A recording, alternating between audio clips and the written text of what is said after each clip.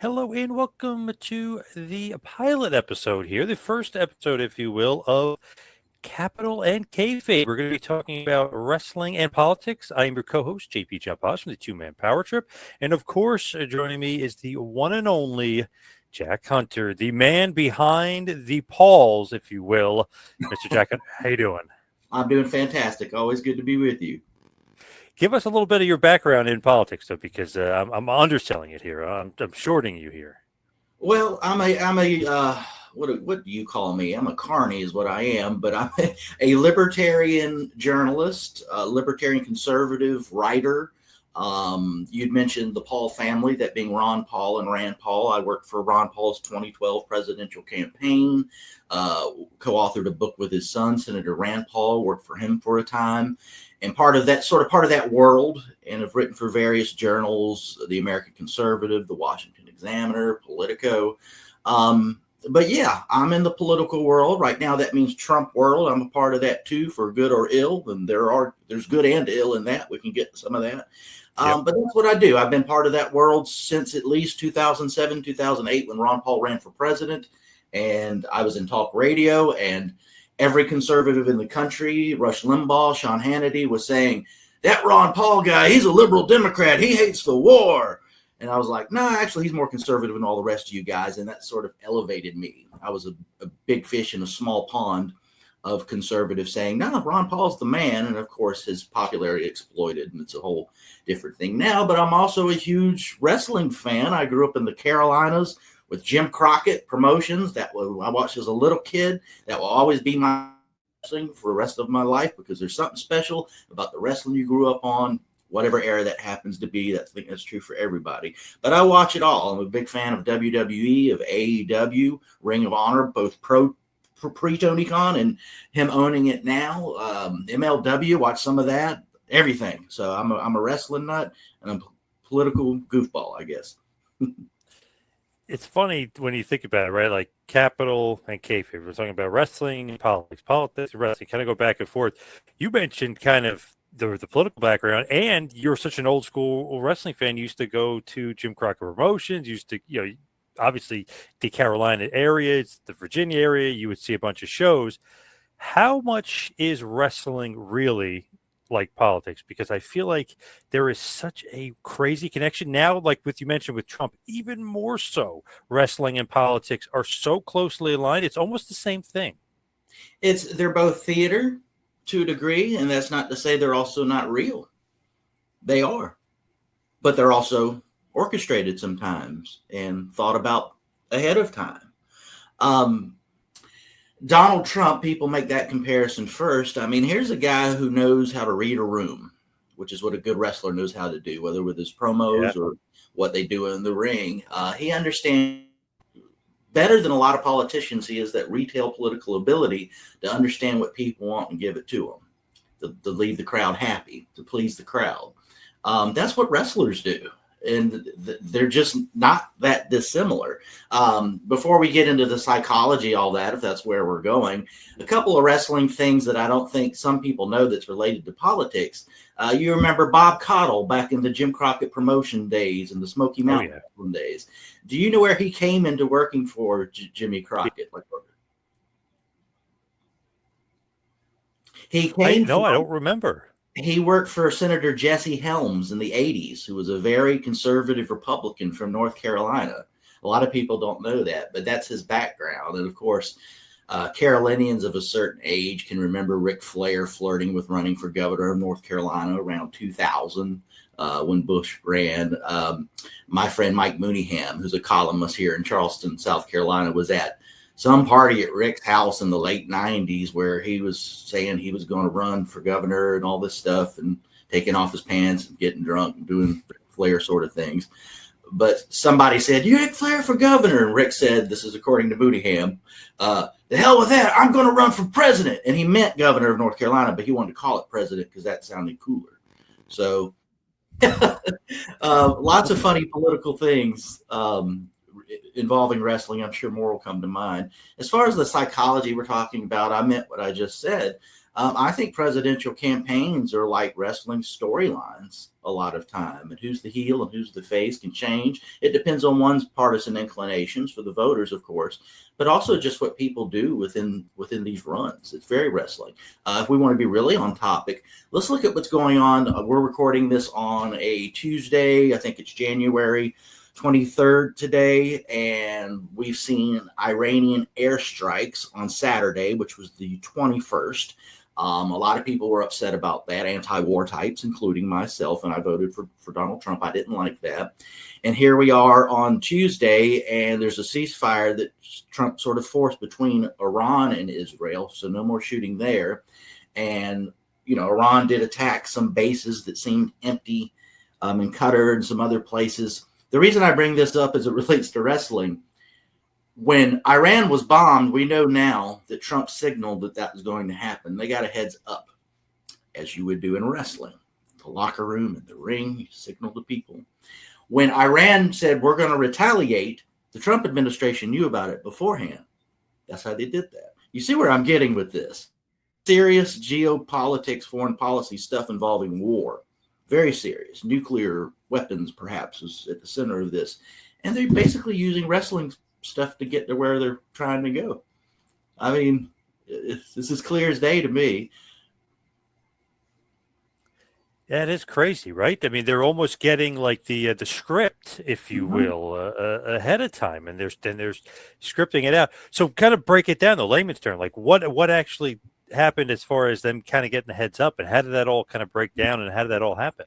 Officials in each country just gave the officials they're communicating with in the other countries, hey, this is what's going on. It's a respect thing, and hey, we have to do this because we're honorable and we're seen as leaders and got to do something, but we're not trying to really hurt you, if you see what I'm saying. Obviously, yes. The U.S. probably did some damage to what we were striking, but there was a heads up. The problem between Netanyahu and Trump, it seems right now, the Israel president and America's president, is that Netanyahu is not wanting to do some of what Trump wants, so Trump is forcing the issue. So that happens in the locker room sometimes with wrestlers too. I'm sure Vince McMahon has tried to tell people a couple of times over the years that, oh, you're going to do this because I'm the boss. And on the world stage, America is kind of the boss when it comes to this stuff right now. So all very similar. And we can get into this much. Definitely. It almost seems a little bit like Triple H and The Rock around WrestleMania. He wants to do one thing. He wants to do another. One guy has to upstage the other one. The other one, maybe just doesn't even show up or doesn't bother to be where he's supposed to be. Yeah, and it's a trade-off. So in my mind, and this is speculation by me, but I don't think I'm off, I think, the Hawks in the United States, their number one item they wanted for decades, going back to the 90s, was for the U.S. to bomb Iran in some way. That's what they wanted. That's what Benjamin Netanyahu and Israel leaders, the Likud party, of which he heads, he's the president of the country, that's what they wanted for a long time. I think President Trump is giving the one thing that they've always wanted, that even Bush didn't do, that Obama didn't do, that Biden didn't do. He's giving them that. I did this. Now he has that leverage to negotiate in the opposite direction. Well, here's some things I want that you might not like.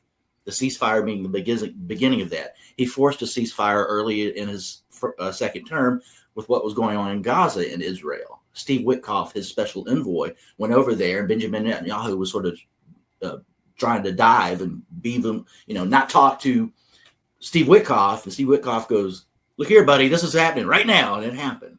So I think using the leverage of the bombing to get things you want, that happens in wrestling as well all the time. We're going to make you IC champ, but guess what? You're losing the da-da-da because we're trying to push him. It's kind of mentality. It is kind of crazy to do that in such a high level political game, right? I mean, when you got nuclear weapons involved, right. You got bombs going, right? It's kind of risky business here going on between these countries. Yeah, but I mean, that's what it comes down to. And it's all about the personalities involved and what they produce.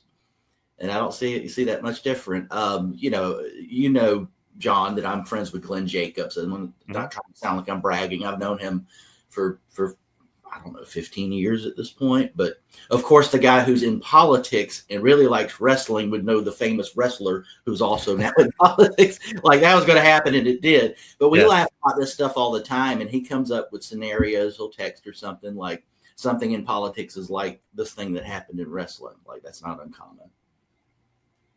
when you think about it, there's so many different things, and even going back to like the conventions when they start doing the when they're pumping up the GOP or whatever, they're pumping up these guys. They'll have entrances like with real entrance music and sometimes with pyro and different things. When the heck did that actually start and happen? Because it's literally like a pro wrestling show, almost to a T.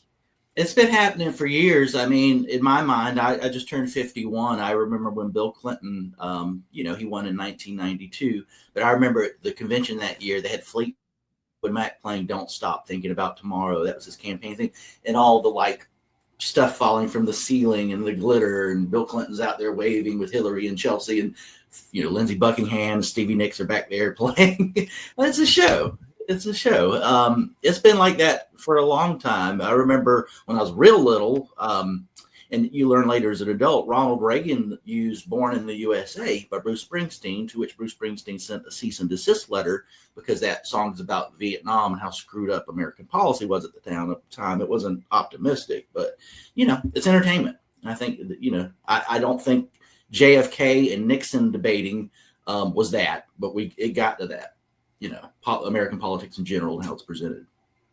Yeah, it is very much a show, if you will.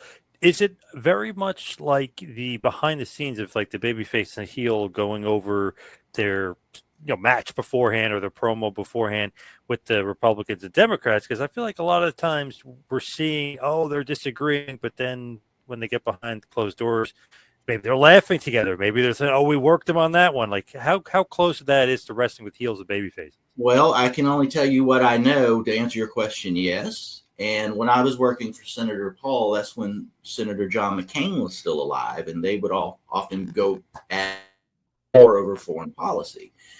This would have been around 2011, 2012, 2013. And John McCain, Rand Paul is a staunch constitutionalist. You can't go to war without declaring war through Congress, which we haven't done in a very long time. That doesn't change the fact that it's the constitutional thing to do. We should talk to our enemies, diplomacy above war. That's what Rand Paul stands for. John McCain was very hawkish, and any opportunity to bomb somebody or to get into a war, he always wanted to take it. Thinks the president can just do whatever he wants without constitutional authority. The point I'm trying to make, often Senator McCain would say things about my boss, Rand Paul, on the Senate floor, like, he's an asset of Putin. Rand Paul works for Putin. He's a Russian agent, or stupid crap like that. It's the same stuff that they would say about Donald Trump later. Yep. Every single time, and Rand told me this, he's like, McCain would call. Sometimes he'd come by personally to apologize. In other words, it was something he had to say for his John McCain Republican brand, but behind closed doors, he personally apologized to the person he was. After wanting to apologize about 5 or 6 times, Senator Paul quit taking his calls. So it turned into something different after that. But to your point, that was the game you played for a while, and that happens all over Washington, D.C., I'm sure in state houses across the country and lower. So it's like Cena and Punk taking cheap shots at each other, and then behind the scenes, it's all right. It's cool. Right. Everything is good. Pipe bomb versus pipe bomb. You might be saying something off color or controversial, but perhaps there's a bit of a work involved in there. A little bit of a nod, head nod and a wink. It's a consciousness about what you're presenting to the masses in the entertainment form on TV or streaming or social or whatever. And then, how you operate behind the scenes. It's funny. This isn't related to wrestling, but it's related to what we're talking about. I go to a lot of libertarian functions, and sometimes Kennedy is there, who the former MTV VJ, who's, on Fox News as a libertarian voice. And she and I have had a number of conversations. She's a fun lady. Being the age I am, I remember her being made fun of on one of the MTV Music Awards by Roseanne Barr. And Kennedy was kind of known as like the Republican VJ. And she had an elephant tattoo. She was a conservative. This is the 90s. And Roseanne said something like, Kennedy, go back to sucking Rush Limbaugh's Use Your Imagination. Right. And everybody's like, ooh. I asked her about that years later. I'm like, I remember that. She goes, you know what's funny about that? She said that. It got a big pop. She called me right after that and apologized. So it's the same thing we're talking about. Wow. Who knows that? I don't think that's in the book. That's just something Kennedy told me. But I remember that clear as day because I was like a young conservative who loved MTV and music and Kennedy and even thought Roseanne was funny. And just that was my world. I'm like, whoa. But to learn all these years later, it was kind of a work. Yeah, it's kind of funny. Yeah, crazy. And Kennedy, of course. I don't know if you watch Gutfeld. She's always on Greg Yeah, Gutfeld there. yeah, Yeah. she's great. And funny thing about her, she has the best memory of any person I've ever met in my entire life. I know that sounds like an exaggeration.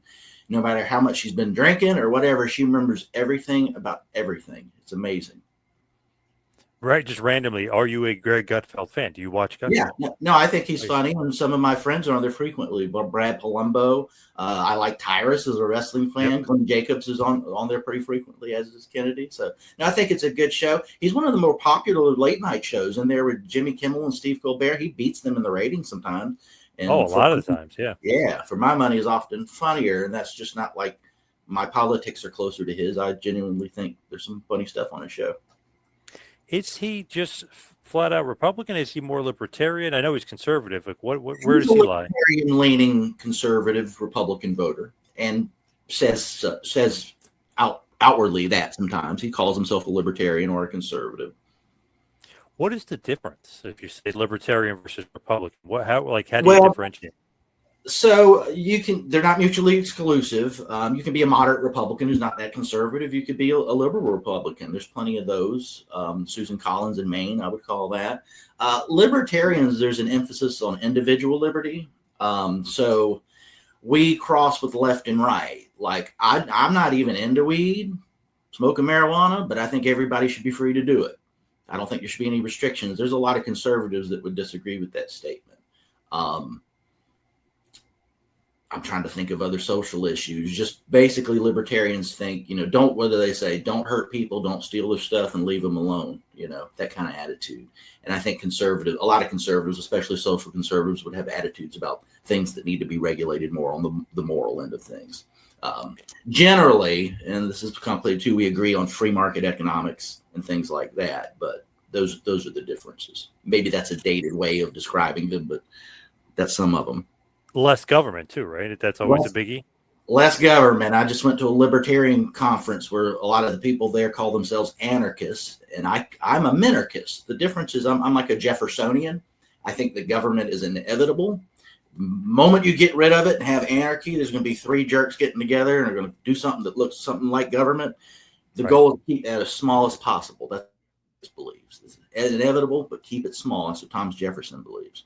So, yeah, that's key to libertarianism. That's certainly what Ron and Rand Paul believe in. Now, what's the difference between? Well, yeah, of course. Difference MAGA conservative, because obviously libertarians, it seemed like not too much agreeing with Trump lately and MAGA and everything. What's the difference there? It could overlap a little bit, right? It does. So, yeah, I have libertarian friends that absolutely hate Donald Trump, and I have ones that absolutely love him. I have some like me that are with him sometimes and sometimes not with him. I think the MAGA movement is a big help for libertarians as far as opportunities. Look, when I started following Ron Paul in 2008, I was an anti-war conservative who drifted to this libertarian who was denouncing the Iraq war, saying we shouldn't fight in those wars. And literally every conservative was like, you're a liberal Democrat. Conservatives, we don't even care about the size of government, but we sure as hell are for war. The Iraq war, George W. Bush, Dick Cheney, that is what we are for. That was it. So we're in an environment now with Trump, after Ron Paul ran for president twice, saying anti-war things. And Donald Trump in 2016 in Myrtle Beach, my home state of South Carolina, telling Bush country that Bush lied, there were no WMDs, you're a bunch of jerks, it was the worst mistake, the Iraq war. That's the Republican Party. We could say that as a conservative, and it's okay. Libertarians like Rand Paul and Thomas Massie are part of that coalition. Even when Donald Trump is pissed off as Thomas Massie, as he usually is, Massie support are MAGA people. And what they say is Trump's mad because Massie's more MAGA than the president. But that's the environment, and it is. Massie's against bombing Iran because Trump said he wasn't going to do stuff like that, and he did. And now things, he's taking it back, or things are getting better with the ceasefire and whatnot. But that was Massie being more MAGA than Trump, based on what Trump has established MAGA to be. With this big, beautiful bill that both Massie and Rand Paul, as libertarian Republicans, are opposing. This is Trump's bill because it will add $2 trillion to our national debt. And Donald Trump promised to cut spending. That's these two libertarian Republicans being more MAGA than the guy that invented it, if you see what I'm saying. Yes. So It's a weird thing. And there's disagreements over immigration. Everybody's for border security pretty much, but different ideas of what that looks like. But no, I'm having the time of my life. This is like one of the coolest things I've ever seen on the right. And I've been operating it within this in different degrees since the Bush era when things sucked. I even quit calling myself a conservative because I didn't want to be associated with those people. But now it's a different ball game. It is funny, like looking back, like now people are like, oh, like liking Bush and like kind of giving thumbs up. I was like, man, like, he was probably arguably the worst ever, like to a point, he was awful. He's the worst of my lifetime because of the Iraq War alone. That's the worst one mistake in American history. Close might be Vietnam or something like that, or World War One. Those would be the three I would argue, but Iraq, Trump was right in 2016. He said it many times. It's completely based on lies and concocted BS from the neoconservatives who've been wanting us to bomb Iran since the 90s. They tried to convince Bill Clinton to do it. He wouldn't do it. And then after 9/11, they just used Americans' fear to pretend that Saddam Hussein had something to do with that, lying to Americans, saying that Osama and Hussein were in connection. They had no connection. In fact, they were enemies to anybody that really knew the layout of the Middle East at the time. But that's how we got what we got. So that's why Bush is the worst. Definitely. And if you think about it, right, with a little bit of a wrestling tie-in, how crazy is it that WWF in 1990, 1991 did an Iraq storyline with Sergeant Slaughter as a heel and an Iraqi turncoat and or a U.S. turncoat, and he turns to Iraq. I mean, think about it. How crazy is that? Not only that, they book WrestleMania around it with Hogan going, with Mr. All-American. It just seems like that might be a little crazy, Vince. No, it'll work. It'll draw. Like, I don't know if people want to see this, Vince. In retrospect, crazy, but I loved it at the time. I'm 10, 11, 12 years old. Like, I loved it at the time, but looking back, it's like, wow, that was pretty risky. I absolutely loved it. I love stuff like that. Like, he turned on his country, and my favorite part was the boots that Saddam Hussein gave him and the curly toe, because that's what all people wear. Of course, you have to have a curly boot. Iron Sheik taught him that. Like, come on, we're men of the world. We know that. Yes, I love that whole thing. What was it? One of the worst drawing WrestleManias ever because it was just weird. Isn't that right? Remember? Yeah, well, wasn't drawing as good as it was supposed to. They thought they were going to get 100,000 fans, and then they ended up, going to the LA Sports Arena, which is like maybe less than 20,000. So it was to where they thought, and where it landed, it was like one of the worst drops of what they thought, because Vince obviously thought the Iraq thing was going to be a huge selling point, and people were like, no politics. And it's funny. I loved it at the time, just like you said, but that they thought to do it. I mean, the foreigner is the villain has been used so many times over the years. Yep. Fritz von Erich being a Nazi-like figure back in his day, post-World War II. But that was particularly dangerous because you're right in the middle of it. Like, Fritz von Erich was, World War II wasn't going on when Fritz von Erich was doing that. Paul Jones, he's walking around dressed up like Hitler. Nikita Koloff doing what he was doing, being the evil Russian. Right in the middle of the Persian Gulf War, what's going on? They were doing all this with Sergeant Slaughter. It's funny.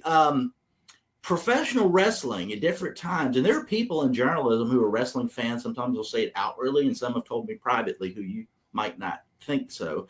But wrestling Vince McMahon in particular, will try to do things, but isn't really sure where the public is.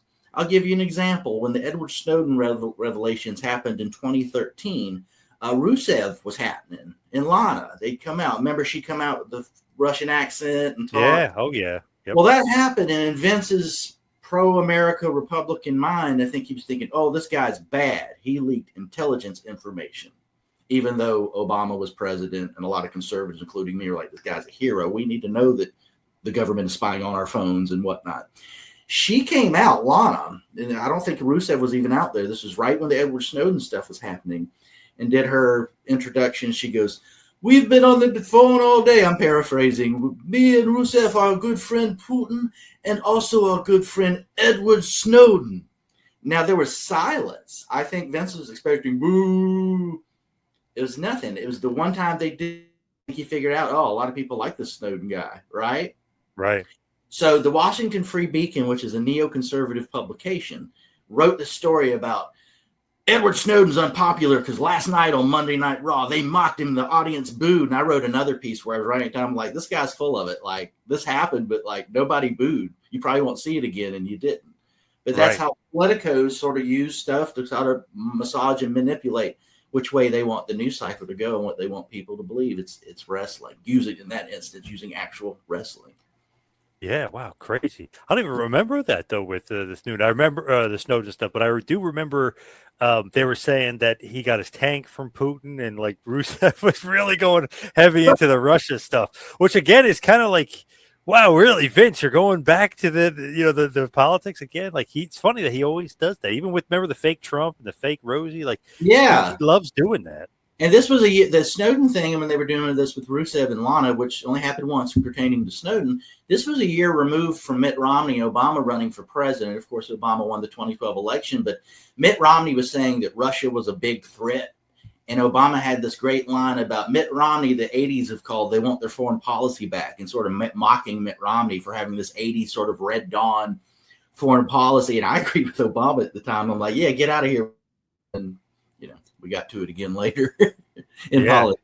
So, and they're right back. Crazy. Yeah. We're never getting rid of this USA versus Russia feud here. It's Dusty versus Nikita, all over it, and Uncle Ivan. We're never getting rid of it. The what are they called? The Superpowers. I've got a Superpowers T-shirt with Dusty and Nikita. When I was I know really? That. Yeah, I do. One night I probably had a little bit too much to drink. There was a site that had a knock because Jim Crockett didn't have a lot of merchandise, but he did have a couple shirts. It was knockoff Jim Crockett merchandise stuff from like ’86, and I bought like a Magnum TA shirt, Superpower shirt, a Four Horsemen shirt, and I don't regret that purchase. So I still wear all those shirts to this day. I'll wear some on the show when we do more of these. I've got a 80s metal shirt on right now. Yes. I love it. I'll get some wrestling shirts. I got a million of them.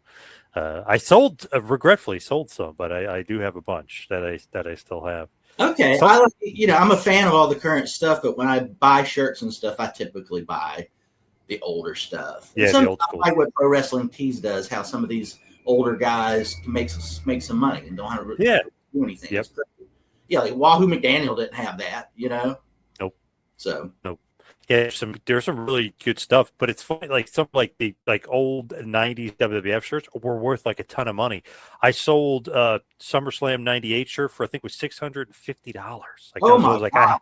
So I was like, I have to sell it that much. But I was like, I have to, even though I didn't want to. I was like, I have to.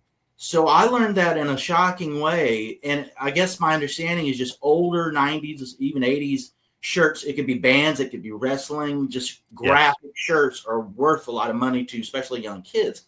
I saw a really cool Kane shirt at like a pop-up flea market here in Charleston.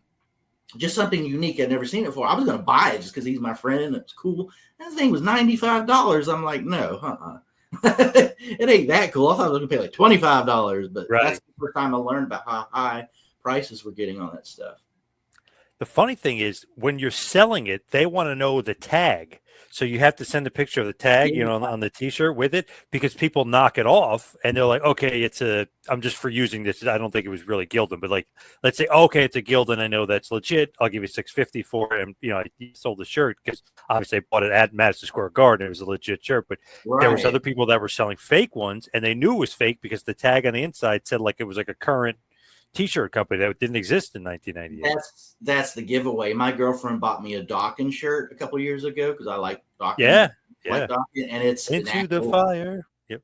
It's an actual vintage shirt. You can tell from the tag and other things. I had a baby doll Jim Crockett shirt, and when I wore it, everybody thought it was Barbara Mandrell, country singer from the 80s. Yeah. Wow, I didn't know the baby doll had a shirt. She did have a shirt. They had a design. I wore it seeing Baby Doll at a fan fest, and she got a kick out of it and took a picture with her.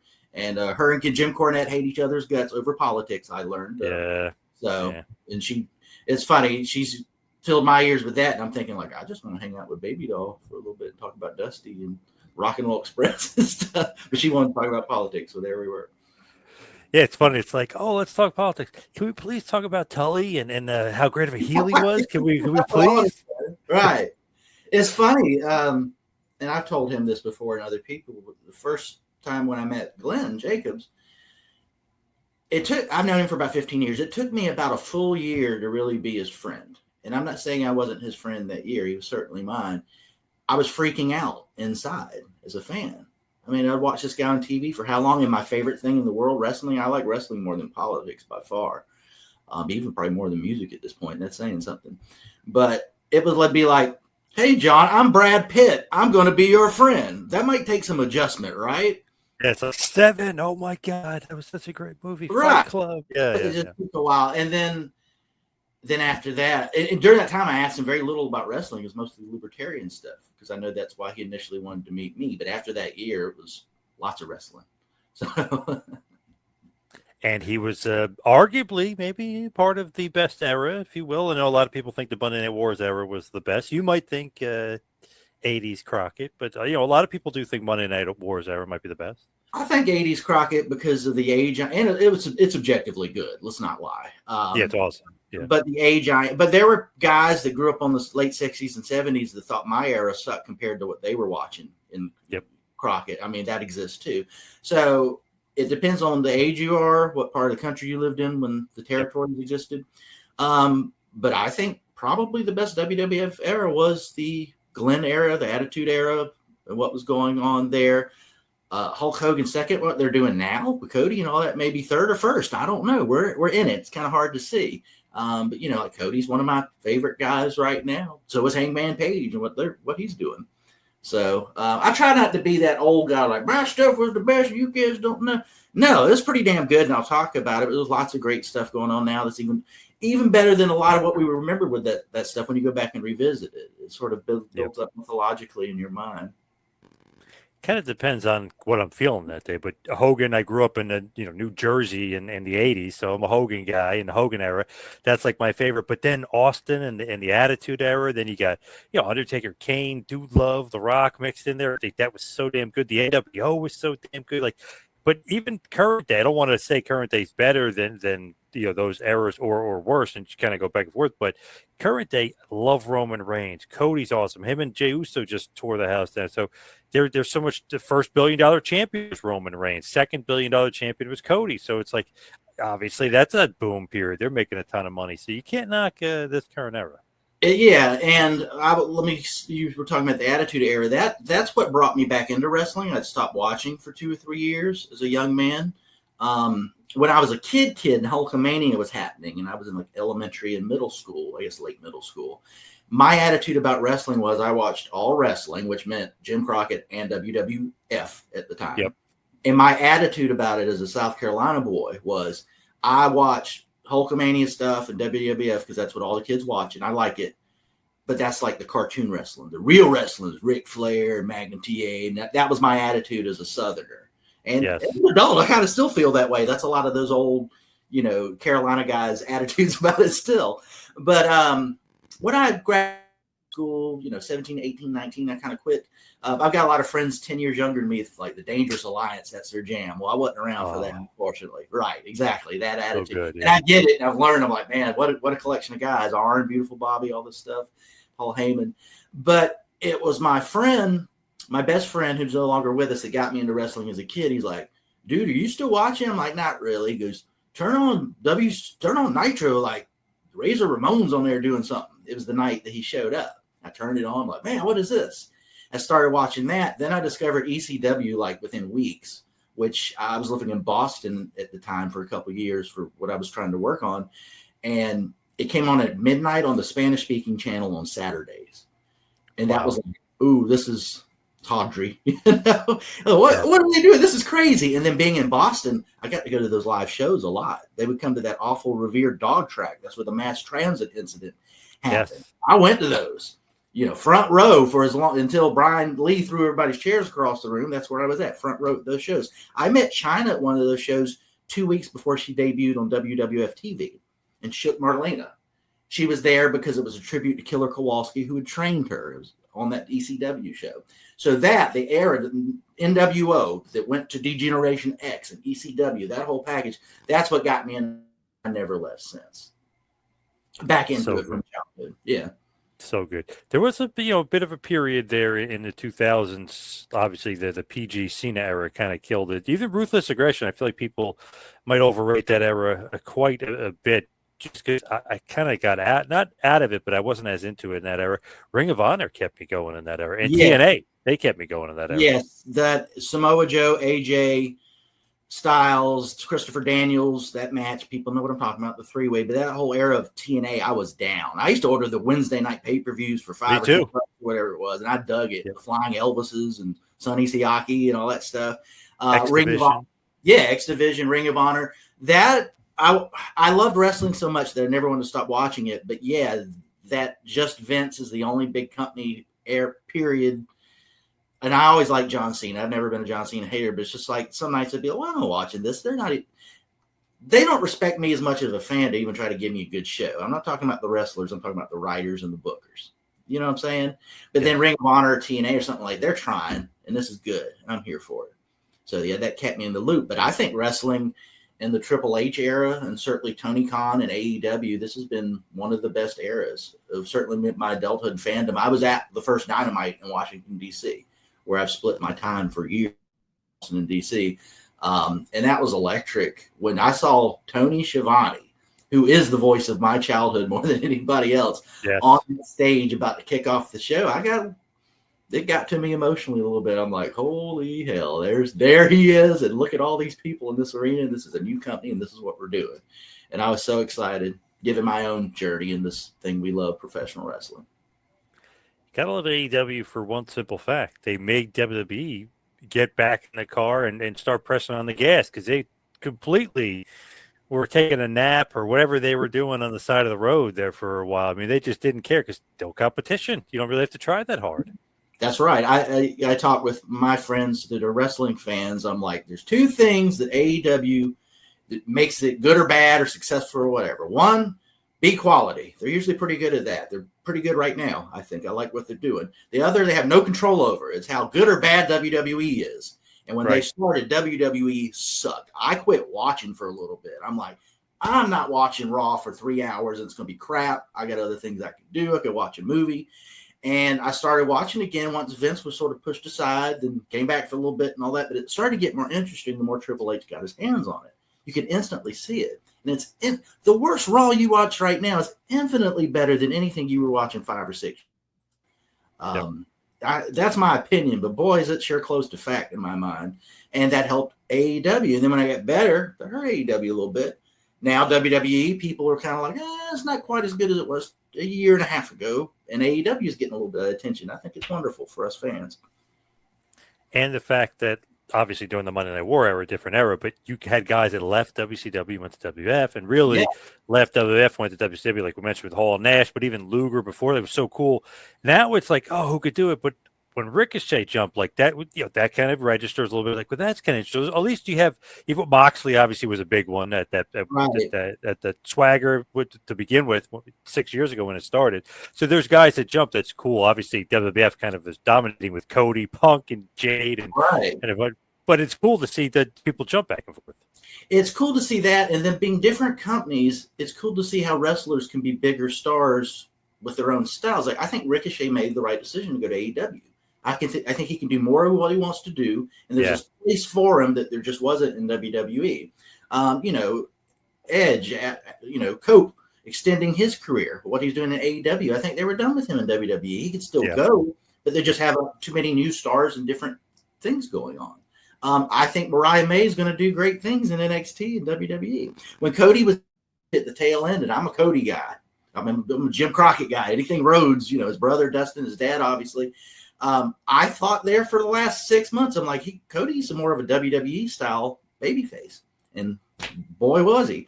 So that's just a fact. I can't imagine what Will Ospreay would be doing in WWE, and I think Will Ospreay can't imagine either. Has pretty much said so. He's where he needs to be.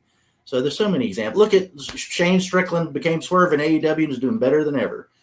So you can go back and forth. Both companies are great and they're serving their performers and us fans in a myriad of ways that I really appreciate. And Samoa Joe, like how he could become champion. And WWE, he's getting the title shot, but you knew he wasn't like he's not going to be Lesnar, even though great feud, he's not going to win. Even the AJ feud, I'm like, they're not going to give him the title. You just knew. But AEW pulled the trigger, give him the title. He deserves it. One of the most believable guys I've ever seen. He deserves it, and we deserve it. Let me tell you the one that actually pisses me off every time I see him on screen. Probably one of my favorite things in AEW right now is the Hurt Syndicate. Yeah. Shelton Benjamin is from Orangeburg, South Carolina. I take a little bit of state pride in that. I know he does too. I've never met him, but I just imagine he does. Orangeburg's not that big. It's a small town near Columbia. You see the ass kicking he's doing every week, throwing dudes around. It's so badass. The fans are so behind him. That man's close to 50 years old already, looking like he looks. Why wasn't he doing that the last 25 years in WWE? Why? Every single fan wanted to see that. I love it. It's one of my favorite parts of the show. Why was that guy sidelined, not doing that every freaking week? Who in wrestling thought that was a good idea? Every time I see him doing it, I'm like, hell yeah, kick-ass Sheldon and Bobby. It's just a great team. And I have that second thought. You stupid SOBs that didn't do this the whole time.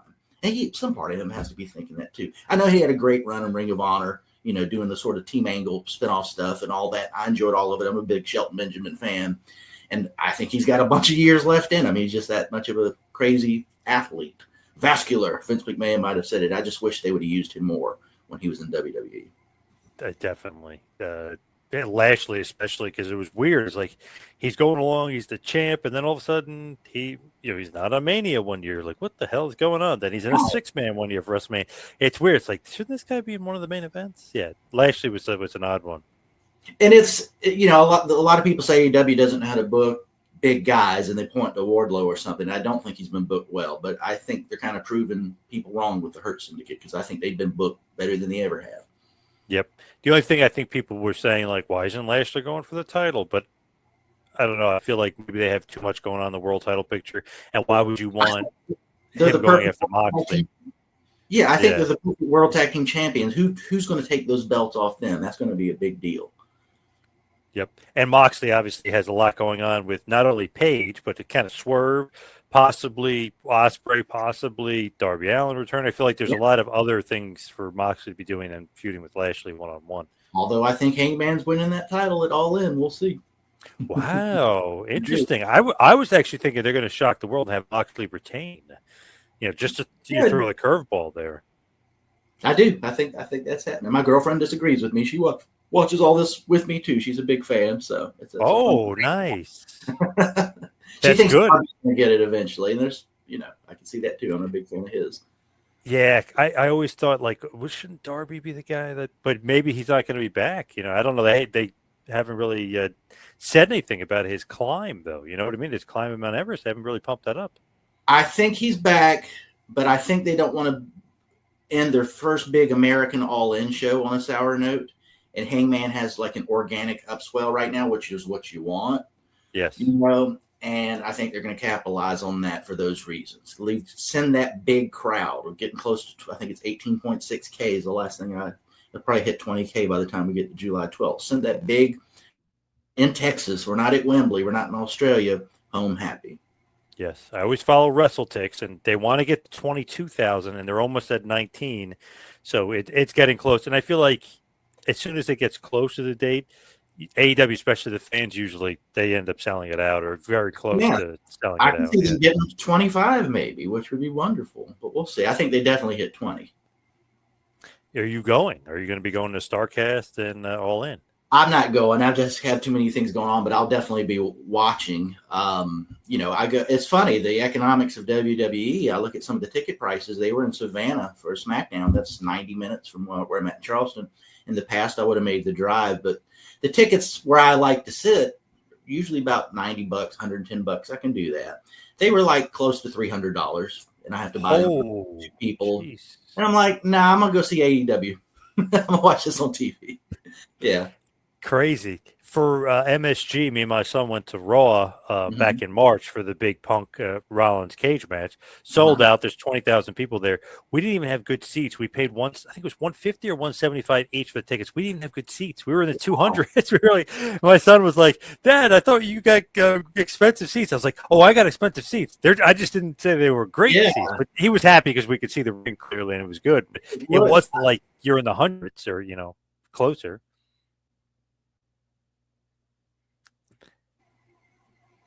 Crazy though, the ticket prices. It's just nuts. It is, and I'm a free market libertarian. If that's what the market demands and they're making money, good for you. But I'm also a consumer, can make my own choices about how much of my money I want to keep when I can watch what you're doing on TV. And I like the live experience. I love going to live shows. I like to sit. You got ringside, then you got the first row up. I like to sit in the first or second row of that first elevated part. Yes. Those are in the past. If I go to AEW, they're around $100. I can do that. I ain't paying $300 for that. No. I was able a couple of years ago. I was able to get house show tickets exactly the first thing up, and I was the last person.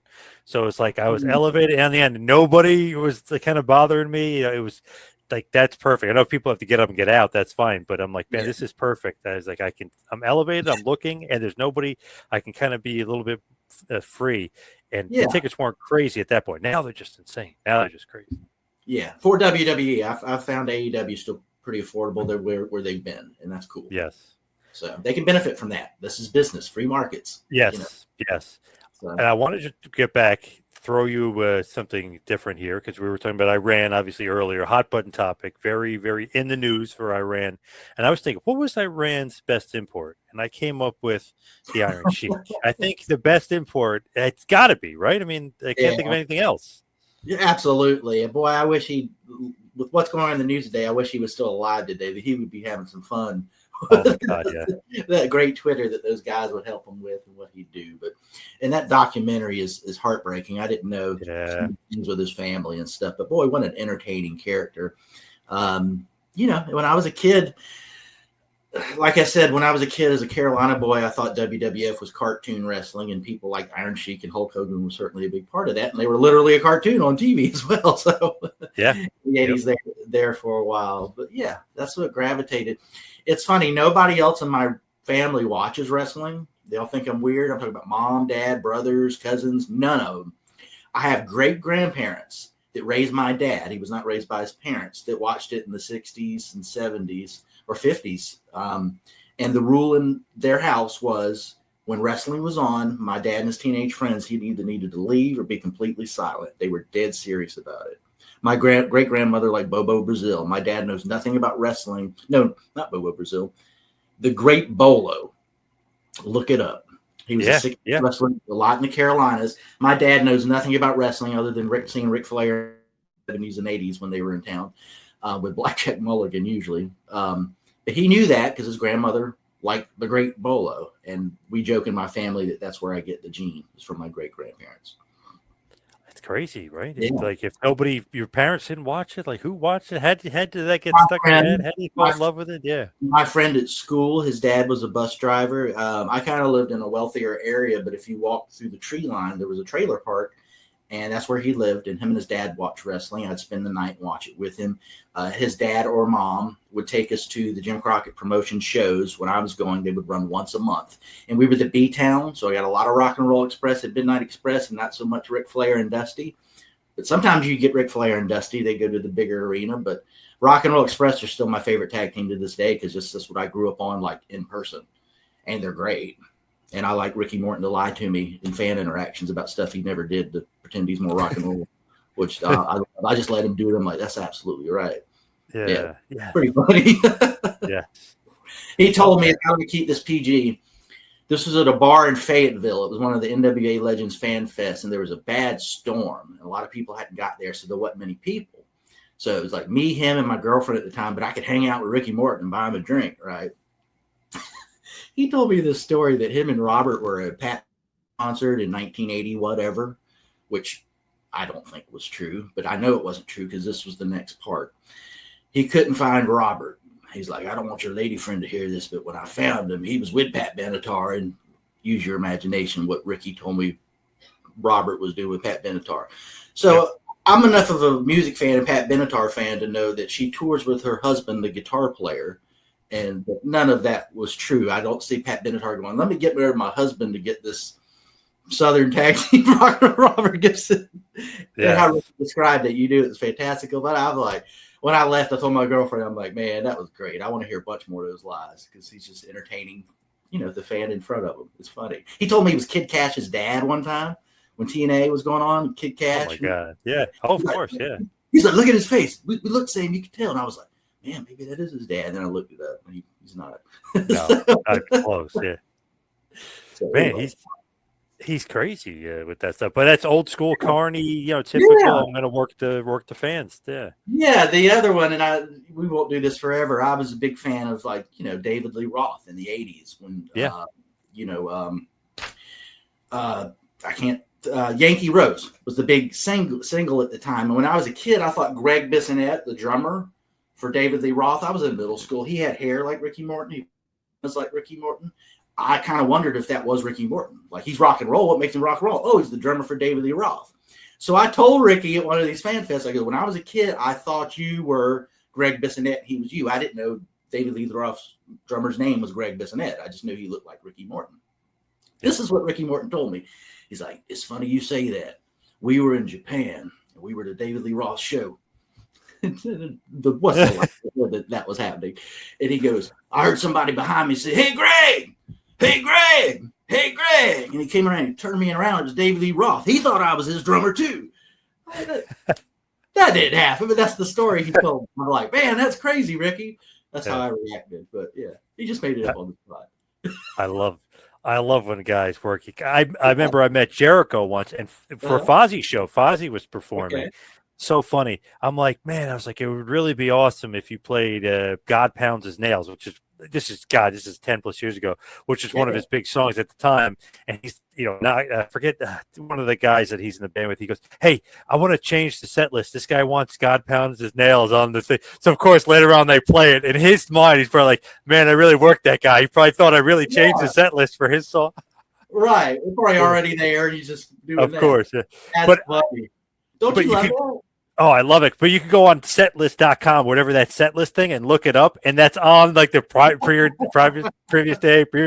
Like, it's every day he plays the same set list. So, yeah, he definitely thought he got one over on me. Yeah, just always working everybody all the time. And I love it.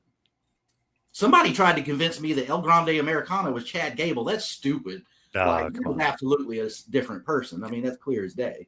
You can only work a person so far. And he already said he let El Americano borrow his boots that one time because he lost them at the airport. So, yeah, they're friends. Yeah, so yeah.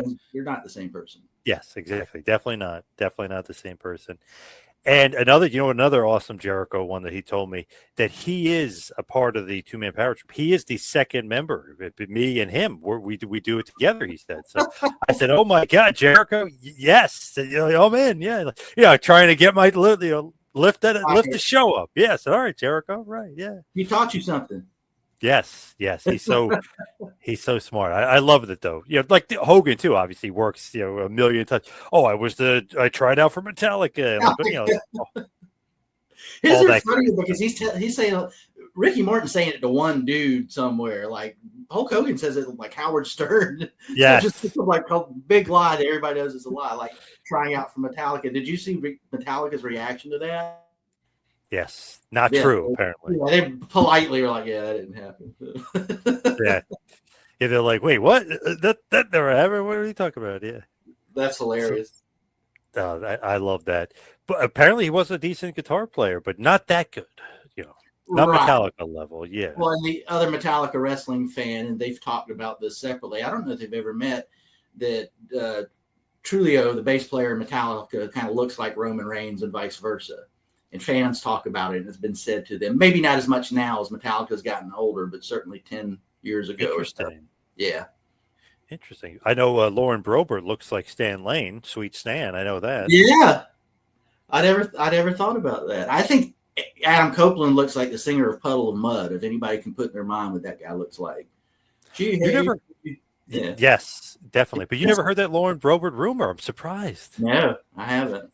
I think she actually mentioned him because Okay. she's heard the rumor so much about Sweet Stan, and he wouldn't go back to Florida where she was born. Apparently, she never knew who her dad was, and that was like Oh, a I big have thing. heard this story. Jim Cornette's addressed it and like where the Midnight Express was at Yes, certain times and why Stan Lane wouldn't go into the state of Florida. So yes, parts of the family of Lauren Boebert's family believes this. yes, yep. It'd be fun to believe that Sweet Stan Lane is the distant That's father of this Republican congresswoman. that's another wrestling politic tie-in there, which is Right. great. There are lots of them. Obviously, Jesse Ventura.